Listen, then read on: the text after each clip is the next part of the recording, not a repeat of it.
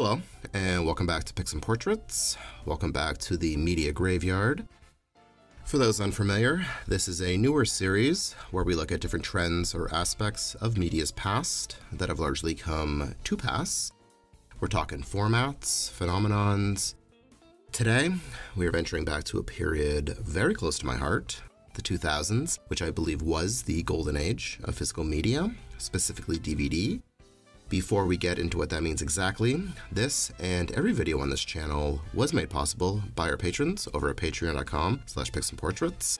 We don't take ads, no sponsorships, we are 100% viewer supported, and in exchange offer a ton of exclusive content. So, if you like what we do and want to help make it happen, please consider supporting us, patreon.com/picsandportraits. With that plug out of the way, let's get into it. VHS really popularized home video throughout the 80s and 90s.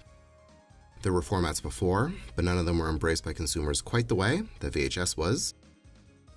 Where viewers were once at the mercy of TV networks to watch movies at home, they can now purchase and build a library of all their favorite films that they could watch anytime, as much as they wanted to. They could even make their own home recordings of programs and movies from television.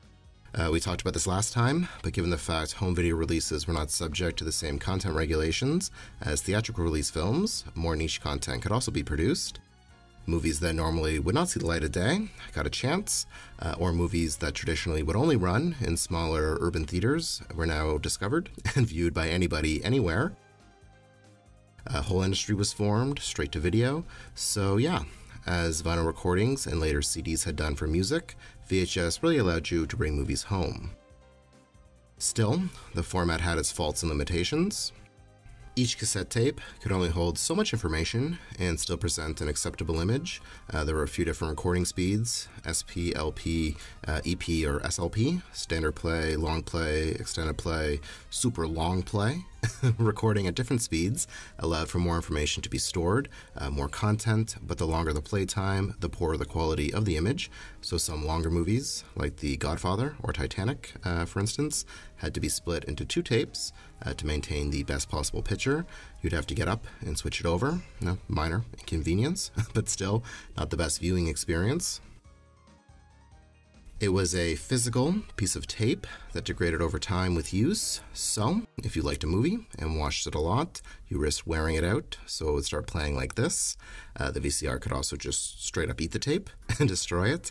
There were obviously some exceptions, but movies were also modified for home viewing on a 4:3 television, not in their original widescreen aspect ratio, so you weren't actually getting the full picture. This was accepted, given the technology at the time, CRT TVs, and the novelty of watching videos on demand at home. By the mid to late 90s, the move from analog media, like cassettes, VHS, to digital was in full effect. 1995, something else we've talked about before, the birth of a new media format, the DVD, digital versatile disc. I feel like most people associate DVD with video, but really any information could be stored on it. It's versatile. A DVD was the same physical size as a CD, but could store a lot more information, which is one of the reasons why the format was adopted as VHS's replacement for home video. The picture was a lot sharper. At this time, with advancements in television technology, LCD, plasma flat screens, the orientation changed to theater view, or a rectangular picture rather than square. So DVDs were offered in both cropped full screen and widescreen editions, which was actually the full picture. Like with VHS, DVD was not the first disc-based video format. Some others came before it, like CD video, video CD, Laserdisc, which had a lot in common with DVD in terms of its presentation. So then, what exactly makes this period, the era of DVD, the golden age of physical media? I feel like DVD was the last time physical media was, and probably ever will be, presented with appreciation, that content was treated with reverence on such a massive scale. Today, content is so mass-produced digitally, including the video you're watching now. There's just so much filling, so many different platforms, that it's easy to get quietly overwhelmed just scrolling endlessly through thumbnails. Now, I'm not some old man pining for the past here. I love how accessible media is nowadays, but it's nothing but data. During the 10 or so years, 97 through 2007, you had these 20 or 30-year-old movies being released on DVD, and it was a huge deal. Every Tuesday, new releases of then modern films and classics would come out. Stores counted down the weeks and had entire sections dedicated to specific movies. The idea of special features, material related to the movie, being included alongside it. These incredible sets came out with art prints, booklets, commentary tracks, multiple commentaries with the stars or directors, other experts, short documentaries on the making of the movie, feature-length documentaries on the making of the movie, trailers, TV spots, other promotional stuff. Sometimes on VHS, you'd maybe get a music video tacked on at the end, but with DVD, entire disc worth of supplementary material came with some movies. Context, which helped appreciate the movie more. While there may not have been a ton of casual interest in these, for someone interested in film history and production, they were fascinating. A lot of early DVD ads really leaned into these features. Menus you could navigate were a selling point even. These menus could be plain, just like a static related image, play movie, special features, or they could be elaborate interactive experiences. Easter eggs were even hidden in some, where you would click on a certain part of the screen and something would happen. An extra video would play or some audio, fan service. A ton of thought was put into some of these.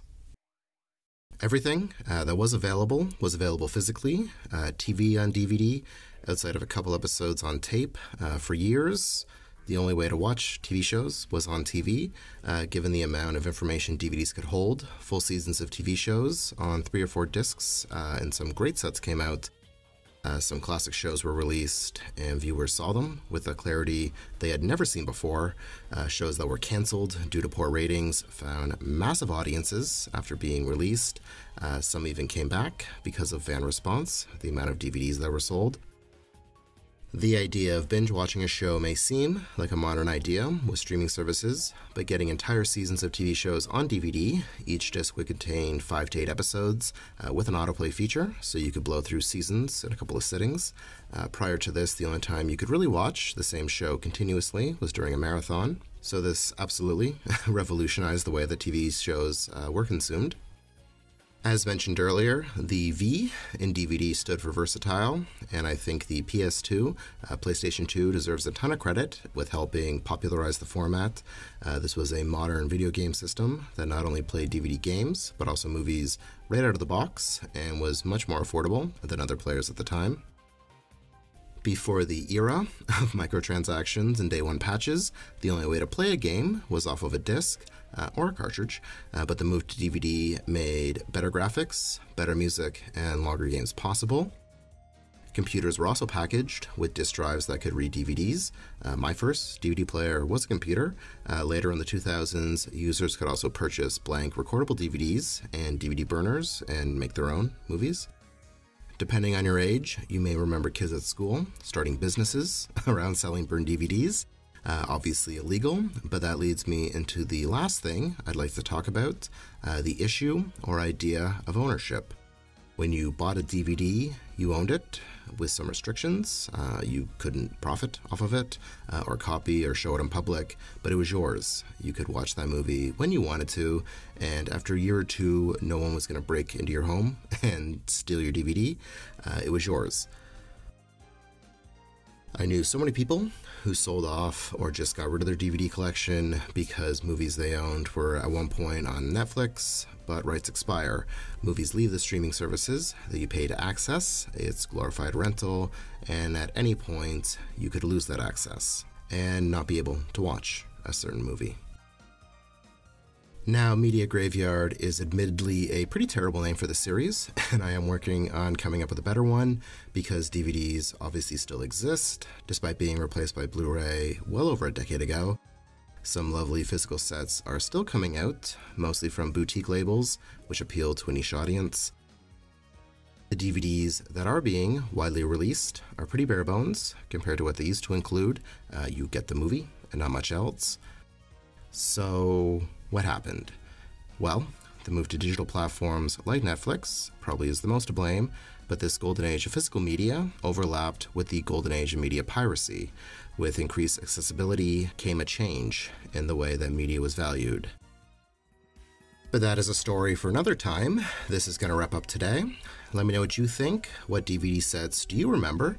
Your favorite special feature? Any other memories you may have? Feel free to comment down below.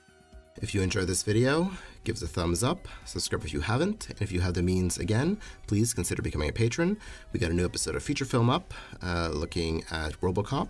$5 a month, get you access to that and dozens of other videos and series. That's patreon.com/picsandportraits.